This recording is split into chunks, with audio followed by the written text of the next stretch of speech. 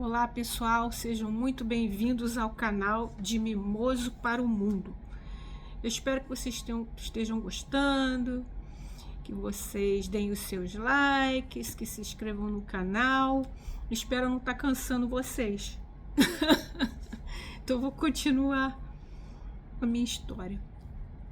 Eu não podia deixar também de falar em relação à minha vinda para cá, do apoio que eu recebi do meu marido, o Denival.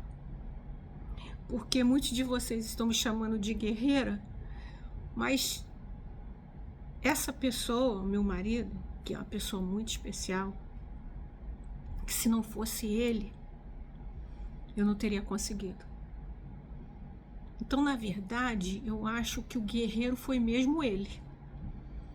Porque ele me deu suporte, me apoiou. E quando eu cheguei para ele e falei que eu queria sair do Brasil, ele primeiro, como eu disse, ele se assustou e perguntou: e eu, Edil, como que eu fico? Eu falei: Preto, se for bom, você me acompanha? Aí nós começamos a conversar sobre tudo que tinha acontecido com a gente até aquele período. E uma coisa que eu deixei de contar, que eu resolvi contar, foi outra coisa também, que além de assaltos que ele tinha sofrido, de ter entrado na minha casa 2 vezes, foi uma outra questão. Naquela época estava surgindo os bailes funks, as praças, eu não sei como está hoje no Rio de Janeiro, mas era desse jeito. Começou a surgir bailes funks na praça, e nós morávamos perto de uma praça, onde nós vivíamos, na cidade que nós vivíamos. E o meu filho foi no centro da cidade,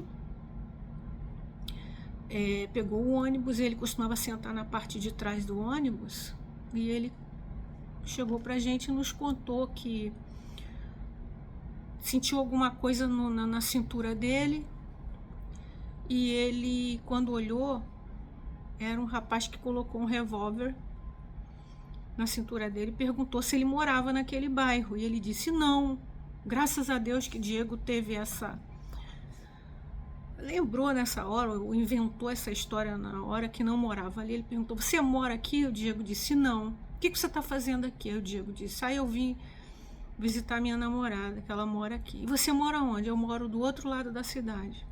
Aí ele virou pro Diego e falou: você escapou hoje de morrer, porque eu vim aqui hoje matar alguém aqui dessa região, desse bairro, porque o meu primo veio num baile funk, conforme eu tinha dito a vocês que estava surgindo naquela época os bailes funks, e eu vim para me vingar da morte do meu primo que foi morto aqui. O Diego chegou contando aquilo pra gente, naturalmente. Aí pronto, mais um problema que a gente estava passando, mais uma coisa que poderia ter sido uma tragédia na nossa família, aí não teve condições. Então nós conversamos sobre esse assunto, nosso filho poderia ter morrido, dentre tantas outras coisas que estavam acontecendo, e ele disse para mim que me apoiaria, e foi o que aconteceu. Aí eu pedi minha mãe se minha mãe podia me ajudar também com as crianças, porque eu precisava de um suporte, precisava que alguém então ajudasse o Denival com as crianças. Então minha mãe veio, ficou lá em casa enquanto eu fiquei aqui nos Estados Unidos tomando conta dos meus filhos. O Denival trabalhava durante o dia, aliás, antes ele levava as crianças para a escola, à tarde ele pegava, minha mãe ficava ali. Minha mãe me deu também um grande suporte, minha mãe me ajudou muito ficando com as crianças para mim. Mas enfim, se não fosse o Denival, eu não sei se eu teria conseguido, porque precisava que ele me apoiasse. E graças a Deus ele concordou, e não é qualquer pessoa que faz isso. Não é qualquer marido que faz, eu tenho consciência disso, que não é qualquer marido que deixa a mulher sair de casa e deixar 2 filhos na responsabilidade dele. Não é qualquer pessoa que faz isso. Então por isso que eu digo que na verdade o verdadeiro guerreiro é ele, não eu. Enfim.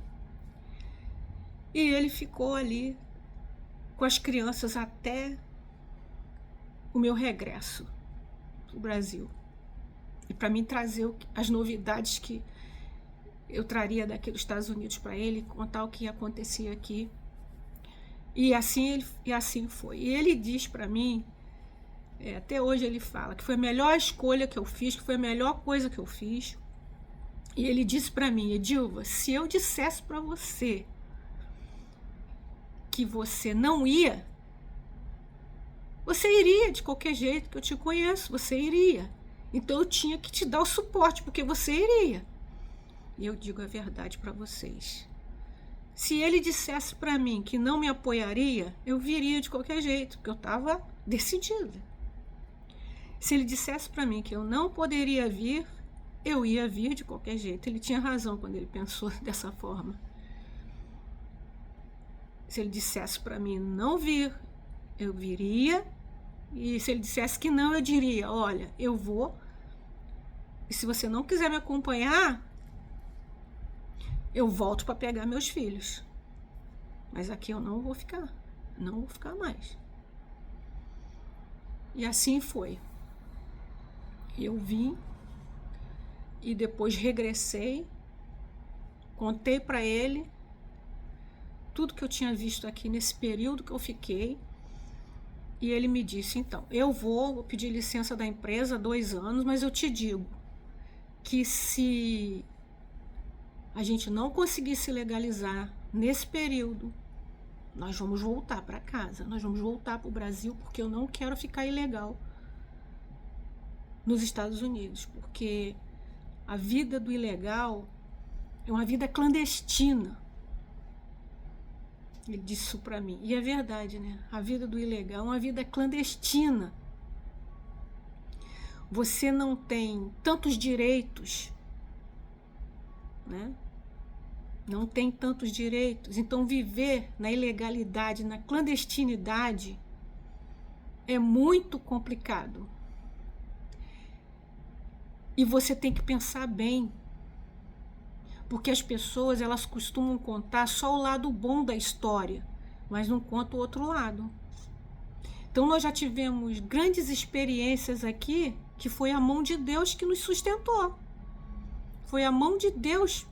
Porque, como eu disse, quando Deus abre as portas, ninguém fecha. Se for da vontade de Deus, ninguém vai te impedir. Mas as pessoas só vê o resultado, mas não vê o sacrifício que foi para você melhorar a sua vida. Todo o processo, né, como diz. Só vê o resultado, mas não vê o processo. Então, todas as pessoas que falam de vir para os Estados Unidos, eu costumo alertar. E às vezes as pessoas falam: mas você está nos assustando. Não, eu estou dizendo a verdade. Quais são as dificuldades que as pessoas vão enfrentar se resolverem deixar o seu país. Isso para qualquer lugar do mundo, nos Estados Unidos não. Qualquer lugar que você resolva sair, é muito complicado. Então as pessoas têm que pensar bem antes de resolver deixar o seu lugar de origem. Mas eu estava determinada a vir. Estava muito consciente daquilo que eu queria fazer. E mais para frente eu vou contar para vocês mais um pouquinho da minha história. Até o próximo vídeo.